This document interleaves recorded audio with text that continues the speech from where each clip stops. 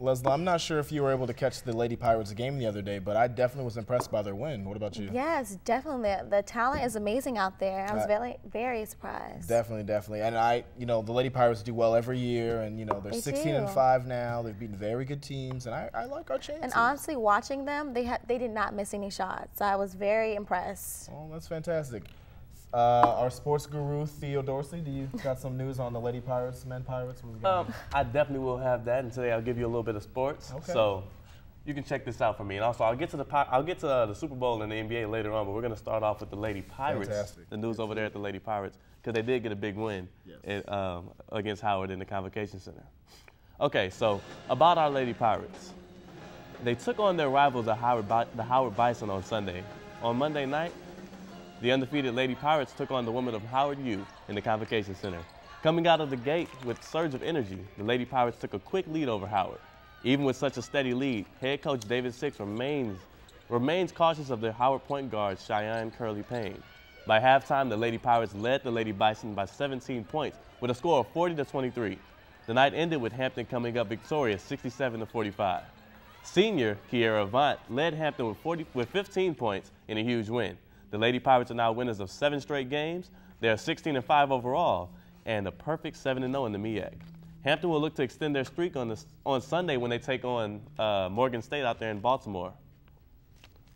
HU men's basketball team, on the other hand, haven't been on such a great roll as the ladies have. The team has been struggling as of recent, but they have continued. They actually picked up a win over South Carolina State Wednesday.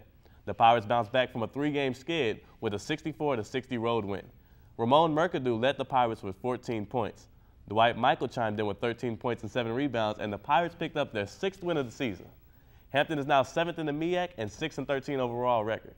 They too will look to improve this Sunday against Morgan State. Now on to the NFL. This year, more people tuned in to watch CBE's The Mentalist than the 2013 Pro Bowl. What's up with that?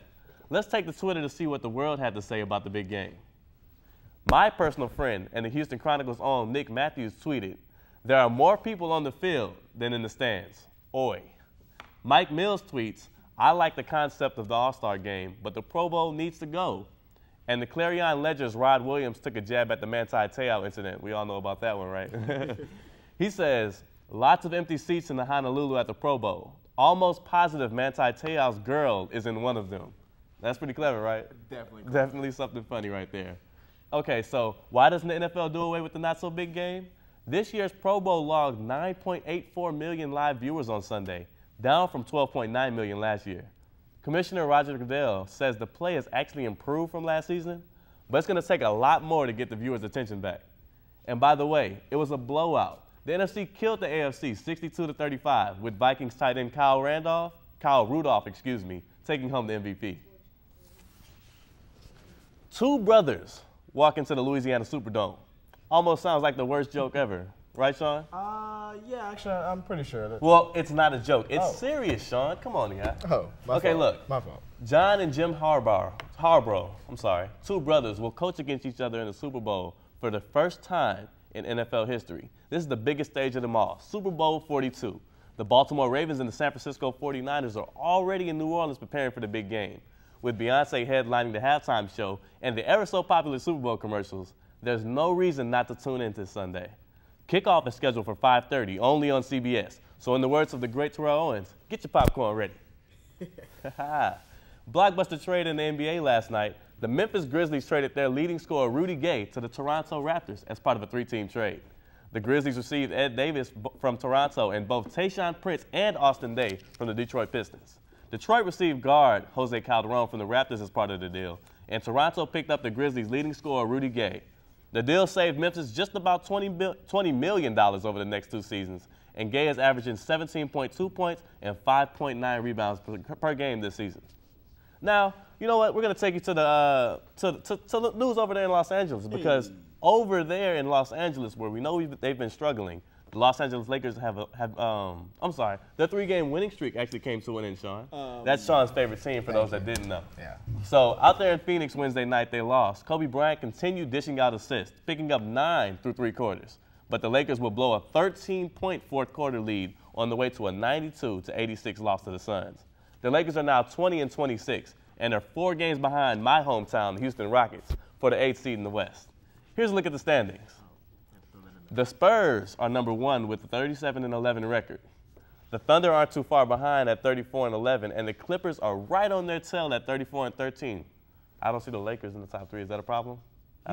Huge problem. Okay, so over there in the East, the Miami Heat are still coming off of or it's still number 1 actually, coming off of their 20-point win over the Brooklyn Nets. The Knicks are a game and a half behind at 28-15, and the Chicago Bulls, even without Derrick Rose, their superstar, are number 3 at 28-17. You could probably credit that to their incredible defense. The earlier mentioned Toronto Raptors, who can't forget about those guys, right? They're sitting at 16-30, currently 7.5 games behind Boston for that 8th spot. Hopefully the addition of Rudy Gay, gives them a little surge into the playoffs, right?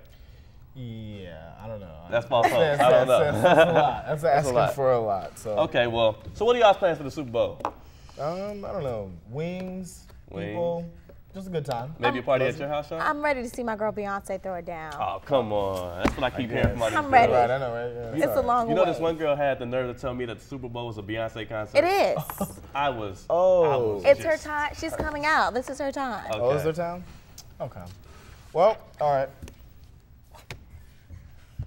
Our 120th Founders Day guest speaker, Isabel Wilkerson, reminded all of us on how important it was to celebrate our history as we read through the pages of her New York Times bestselling novel, The Warmth of the Suns.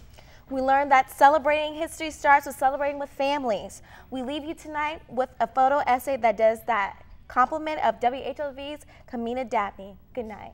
Good night.